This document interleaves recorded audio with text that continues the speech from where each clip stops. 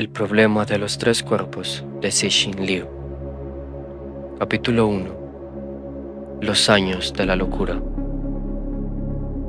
Pekín, año 1967. El cuartel general de la brigada del 28 de abril llevaba 2 días siendo asediado por parte de la Liga Roja. Sus banderas se arremolinaban en torno al edificio, retorciéndose como llamas que encían la leña. El comandante de la Liga Roja sentía un gran desazón. Lo que le preocupaba no eran los defensores del edificio. Aquellos pocos más de 200 guardias rojos de la brigada del 28 de abril eran meros principiantes comparados con los suyos. Los guardias rojos de la Liga, formada en 1966 al inicio de la gran revolución cultural proletaria, llevaban a sus espaldas múltiples y tumultuosas marchas revolucionarias a lo largo y ancho del país, e incluso habían asistido a las grandes concentraciones de Tiananmen para ver y escuchar en persona al presidente Mao. El motivo de su desasosiego eran la docena de estufas de hierro que habían en el edificio, todas ellas repletas de explosivos conectadas entre sí por detonadores eléctricos. No podía verlas, pero sentía su magnética presencia. Accionando un solo botón, todos los revolucionarios y contrarrevolucionarios por igual saltarían por los aires ardiendo en llamas. Los jóvenes miembros de la brigada del 28 de abril eran capaces de tal osadía y más. A diferencia de los hombres y mujeres de la primera revolución de guardias rojos, templados por 1001 batallas, aquella nueva hornada de rebeldes resultaba tan descontroladamente enajenada como una manada de lobos sobre carbón ardiente. En lo más alto del edificio surgió la espigada figura de una hermosa joven. Hacía ondear una enorme bandera de la brigada del 28 de abril.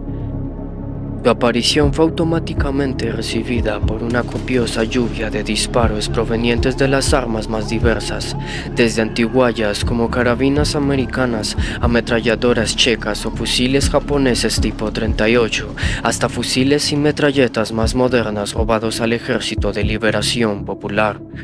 Tras la publicación del editorial de agosto, incluso había armas blancas como espadas y lanzas, todo un compendio de la historia bélica reciente.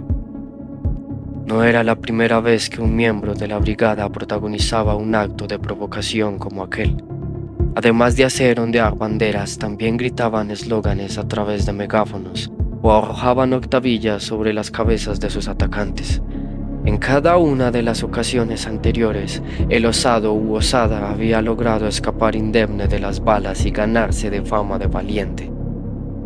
Claramente, aquella muchacha creía que iba a tener la misma suerte.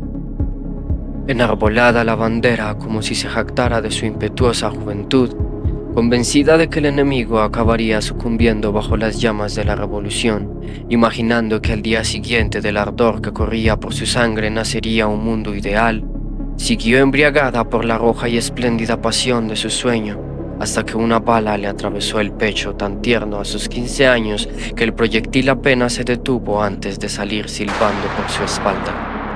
La joven guardia y su bandera se precipitaron al vacío, la primera casi más despacio que aquel paño rojo, como si se tratara de un pájaro enamorado del cielo que se niega a abandonarlo.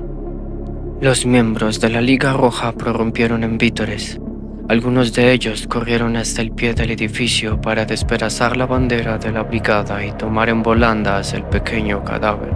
Al rato de exhibirlo cual trofeo de guerra, lo arrojaron contra la verja metálica del recinto.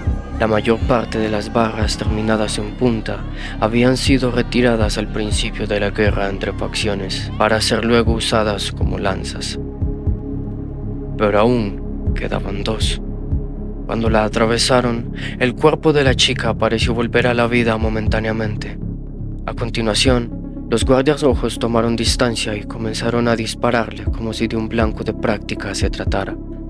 Para entonces, ella no sentía nada y las balas que acribillaban eran como gotas de lluvia fina. Sus lánguidos brazos apenas se mecían, eran como 2 enredaderas por las que resbalaba el agua.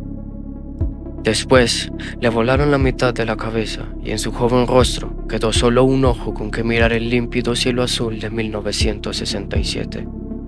Era una mirada sin rastro de dolor, una mirada obcecada en el fervor y la devoción.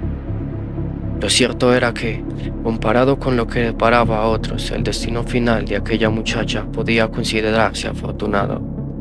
Como mínimo, había muerto en el afán de sacrificarse por un ideal. Aquellas escenas cruentas se reproducían por todo Pekín, como una multitud de procesadores trabajando en paralelo cuyo resultado combinado era la revolución cultural. Un mar de locura que se propagaba por la ciudad inundando hasta el último rincón.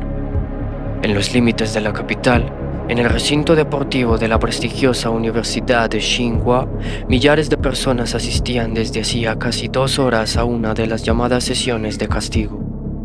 Estas tenían como objetivo el escarnio público de los enemigos de la revolución, y en ellas solían emplearse salvajes abusos verbales y físicos a fin de lograr la confesión de los crímenes. Corrían los tiempos del todos contra todos, y los revolucionarios se dividían en numerosas facciones opuestas. En el interior de la universidad se repetían los encontronazos entre los guardias rojos, el grupo del trabajo por la revolución cultural, el equipo de propaganda de los trabajadores y el de propaganda militar. En ocasiones, cada una de ellas sufría disgregaciones que generaban nuevos grupos rebeldes de orígenes e intereses opuestos, y ello conducía a más encarnizadas luchas. Sin embargo, las víctimas de aquella sesión de castigo eran autoridades académicas burguesas y reaccionarias, enemigas de todas las facciones por igual y, por lo tanto, condenadas a soportar los feroces ataques procedentes de todas ellas. A diferencia de otros monstruos y demonios, los miembros de las autoridades académicas tenían algo en común. Al principio, todos se mostraban invariablemente desafiantes y orgullosos, motivo por el cual en estas primeras rondas murieron en mayor número. En el transcurso de 40 días, solamente en Pekín, más de 1.700 víctimas fueron vilipendiadas y torturadas hasta la muerte en sesiones similares.